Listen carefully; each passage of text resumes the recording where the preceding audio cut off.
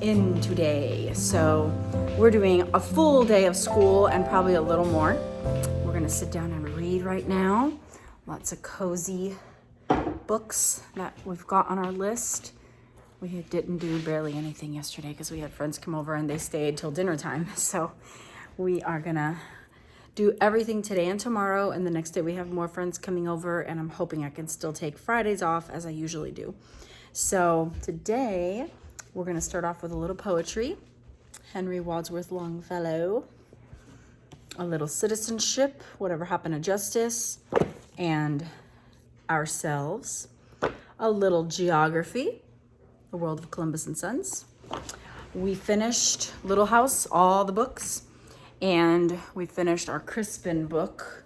And so we've been doing this shorter, easier read, The Family Under the Bridge. It's based in Paris, and there's a ton of cool places to look up. Every time I come across them, I think, oh my goodness, we should look that up, and then I don't. So maybe I can go back and pick a few spots to look up to show the children.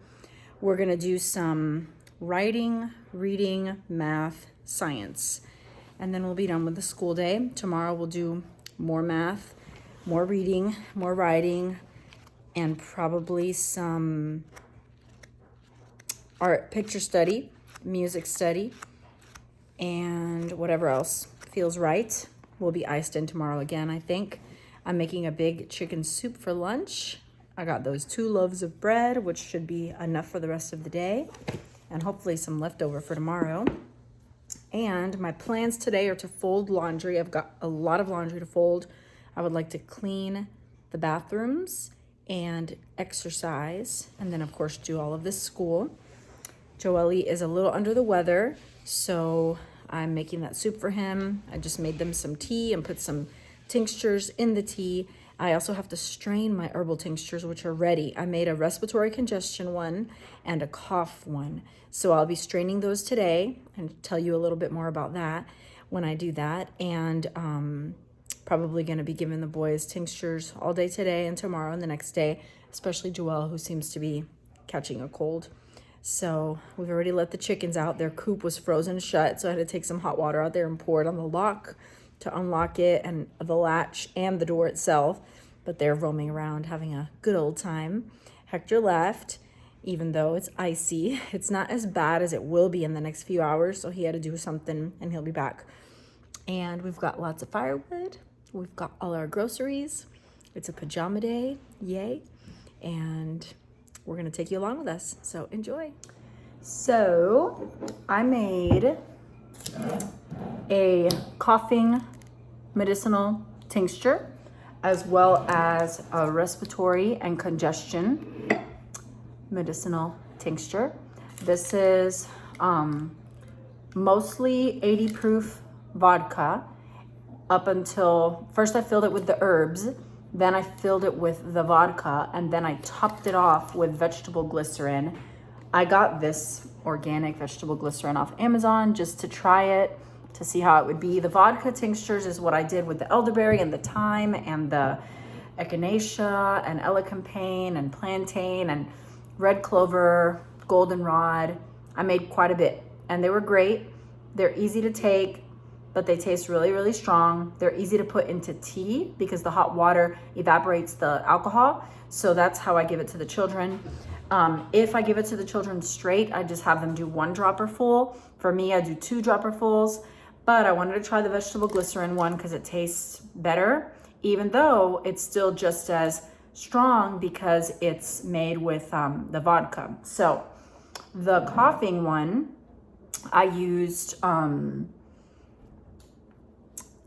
mullein leaf or flower. Yeah, mullein leaf. And I ordered these from various places, some from Amazon and some from other websites that I found them organic. So mullein leaf, thyme, which I grow my own thyme, but I didn't have enough to make these with, so I bought some organic dried thyme, some marshmallow leaf, and some lobelia.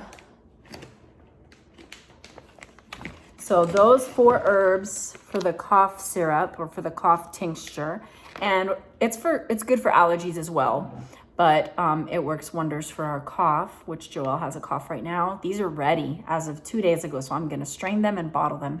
But all I did was put equal parts herbs, just because that I didn't know what ratios to use, but I'm sure it's getting all the medicinal properties out of those herbs. For the last 6 weeks, it's been steeping in this vodka and vegetable glycerin, and every couple of days I'll go in there and shake it. Now I'll just strain it, and I could compost those herbs, and the tincture will be in amber bottles in the fridge, and it'll last up to 10 years. So it's pretty incredible. The respiratory and congestion one has wild cherry bark, again, thyme, again, mullein leaf, and licorice root, right? Yeah.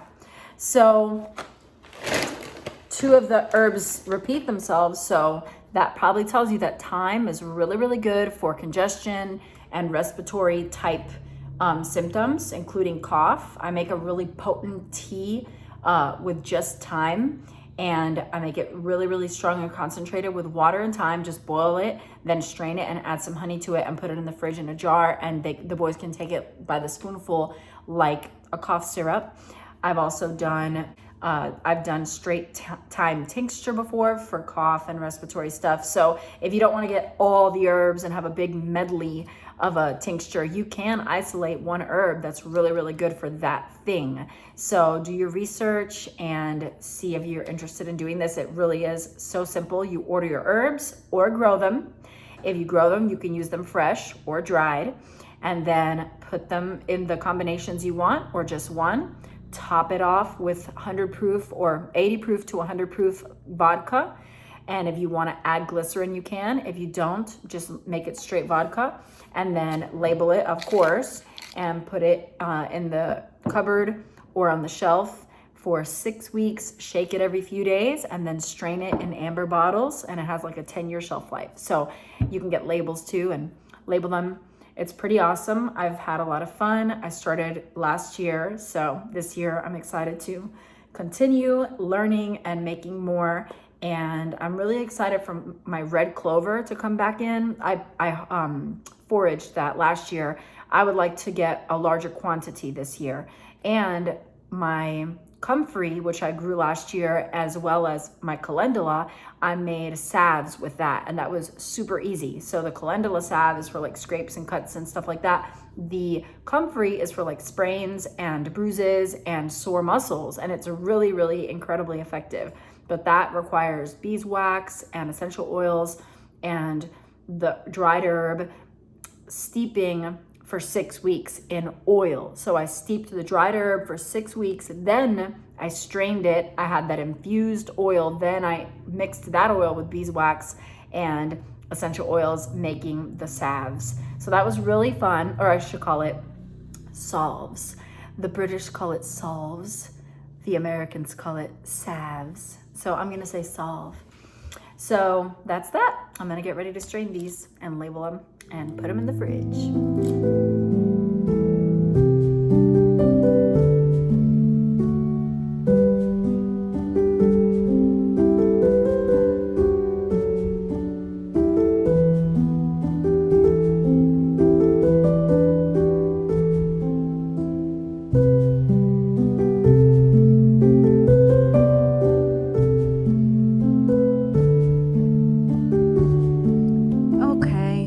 Chicken is not dead, but a hawk attacked, and we have got to get them in the coop because I don't want to be worried about them all day. I think I'm going to put them away for the next couple of days. They're all hiding, so I need to go find them and see how my girl that got plucked up, how she's doing. Poor thing. There's one, but I don't think it's her. Okay, I'm pretty sure we saw a juvenile bald eagle flying over our property. It was massive shortly after the hawk attack. I've been outside way more than I thought I would be today in this freezing, icy day. I cannot believe this, but ever since our hen got attacked, I've just been out here as much as I've needed to be. Hey, buddy, come here. Making sure they're safe. They've been pretty much undercover ever since the attack, but now they're making their way to their coop, and I'm just trying to get them in so I could go in. But they're all in except one. So I got to grab the one that got attacked and look her over real well. She has a bald spot on her back, but no cuts, and several feathers missing from her thigh, but no cuts. So I'm very thankful that she's not cut in any way. She doesn't seem to be limping or carrying herself oddly. She's eating, she's roosting, so I think she's not injured, praise Jesus. So I'm gonna leave them in here tomorrow because I don't want to risk them getting attacked with this very overcast weather and lots of hunting going on.